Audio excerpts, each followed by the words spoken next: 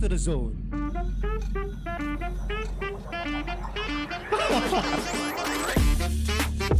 Welcome to the zone with your host Alexone Hortaleza. Today we'll be talking about family and fatherhood. I have invited again my special guest Alfonso Hortaleza. So Alfonso has two kids. He has a eldest son. Actually, his second birthday this coming Saturday, yes. and he has a second kid, 4 months old. 4 months Yeah, old. yeah. So Alfonso's here to share his insights or sharings or advice as a new father. Yeah. And hopefully I can share some memories and share my experience, and hopefully people can relate to it and pick up some things we learned from our past and what we do with our kids, and hopefully we can apply it to fatherhood and parenthood for our audience. Yeah. And besides that, I'll also try to share my discoveries as a new dad, as a new father, since I also have a newly born son just 2 months ago. Yeah. So, do you have any sharings, top of mind, that or advice that you want to give to our Yeah, viewers? I think one thing is limiting screen time. That's for me, and for my son, ensure that he has a lot of toys that can develop his skills. No, like for example, when he was a toddler, sorry, is it a toddler ba yung tawag? Yung hawak-hawak pa siya. So I gave him toys that would stimulate the way he grabs things. When he was trying to stand up, I would give him a pen where he could learn how to stand up, and I let him fall, no? So it's not like hulog lang siya, para, oh, wawa naman, ganun. So para I let him cry, let him fall down. Why avoid screen time? Is it because para mas active yung Yeah. kid? But I think human beings, when they're young, no, they can't process what's happening in the screen because it's too much, no? So para I think that if a kid is exposed to screen time with videos in YouTube Kids, it's too overwhelming, no? So that's why what I did was there's a YouTube time. It's mainly there's a real person in the video, no? It's mainly that in that aspect, no? Or other sensory overloading videos. Yeah. I see. Mm. So, what kind of toys are you talking about? And why? I think it's the simple toys, no? It's like you aim it to what level is your child right now. So parang I remember the time when Alexander was having a hard time grasping things. So I gave him yung common na shaker or hawak. As he grew older, I just looked at what can he develop. Right now, he's in the age of finding out shapes. So it's more of yung shapes na yung stereotypical toys for children. Like there's shapes that there's may butas, something to that degree, no, of them learning new things and putting one and two together, no. So, like it's like toys na medyo educational. Yung yeah, parang, yeah, educational toys, ganun. puzzles. Yeah. Hindi lang yung parang action figure type of toy. Yeah, I think they're too young to have an action figure. They understand the concept na when this one is a Superman or superhero. I think they're too young, no. And I encourage them to play, and discover things on their own. I also mentioned before that I let them fall, no, because I think kids naman are pretty resilient, no? So parang what would a bump in the head do? It's not that bad naman, eh. Parang in a way, it's for them to learn to be more independent at their own pace. At their own pace, No. yes. As they grow older, I would apply that same principle, eh. I see. Mm. What are the new discoveries that you can share as a new dad? I think that one of the discoveries is for the mothers and women out there, no, grabe yan rin yung trabaho nyo. I think that's the one thing that really realized, no. It's like we're here as dads, but iba rin yung pinagdanan ng mga asawa natin. Parang kumbaga Carlos Yulo, gold, 2 gold or 10 gold ibigay ko sa inyo, no.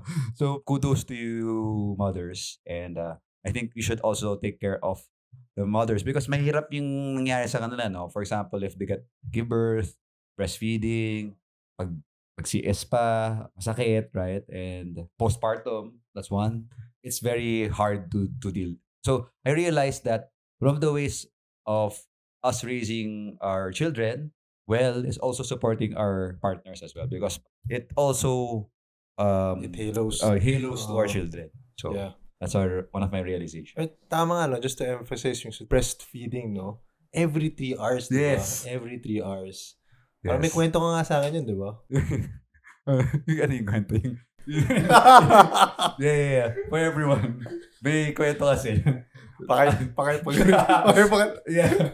It was a middle of the night. Tapos parang, yun nga. Yung Sarap okay, ang tulog ko. yung okay kasi kay Alfonso kay Angela, talagang samahan. Samahan Samahan talaga. Isang time, parang medyo napasarap at natulog ko. So ginising ako ng asawa ko na parang, oy! Bawal ka matulog. Damahin mo ako sa puyat Parang sasabi ko, sige. So what I did was, I really ensured na during that time na she's very comfortable, no? Very comfortable and she gets fed. Masarap yung higa niya and stuff, no? So parang small things that in a way I supported my wife na nakatulong rin sa baby namin. So, happy wife, happy life nga daw sabi nila.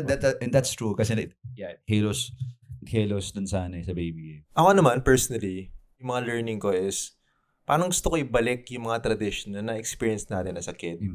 As in, dati, if I recall, no, every Sunday, may family gathering tayo, nag-mall tayo, kumakain tayo sa good restaurants, and minsan nagba-barbecue tayo. So ngayon, with Kim, no, Kim actually gave me a new charcoal grill, I think, 2 months ago. At parang na-inspire ako. Gusto ko magluto ng charcoal.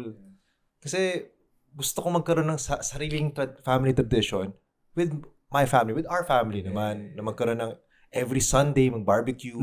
Kasi namatay yun eh. I think for the people listening, I think when we grew older, that kind of died down, no? As our siblings went abroad and different work rin kami. It was really parang, I think a few years na we never had any same family gathering, no? So I agree with that, no? I think the most important is we agree, no? So parang if we both agree, and I think it will happen, no? And hopefully we do those things in the future para the cousins can hang out, no? And even tayong parents, you get a closer bond, no? So I think pag yun ang core, I think it will be a lot okay, no? So if I could give advice, no, sa mga new fathers, kahit na 2 months pa lang ako, is to be able to maintain traditions. So if lumalabas kayo palagi, nagmo-mall kayo, nagla-lunch kayo, or kahit nagma-mass kayo, Or i-maintain nyo yun in a consistent example, after basis. mass, watch a movie, or that happens every Sunday or something like that, no?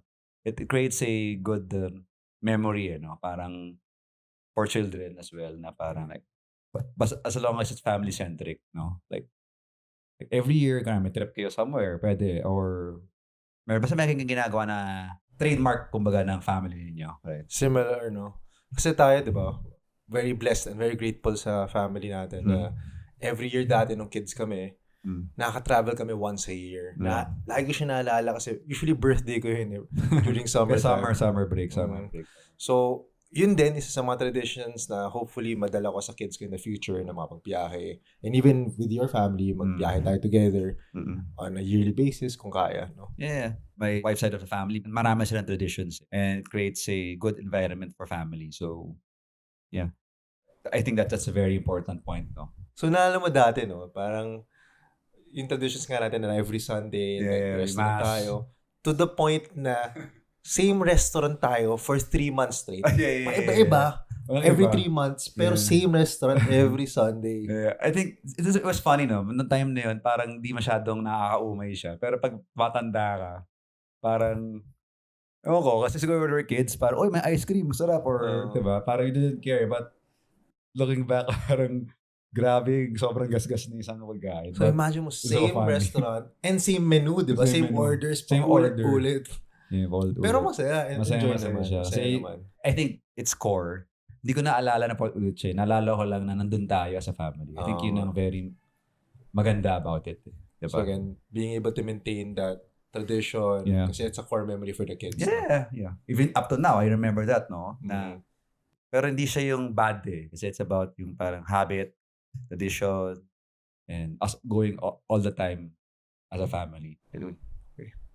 So just to summarize Alfonso's tips, it's 1, happy wife, happy life. 2, teach your kid to be more independent. And 3, it's to maintain family traditions.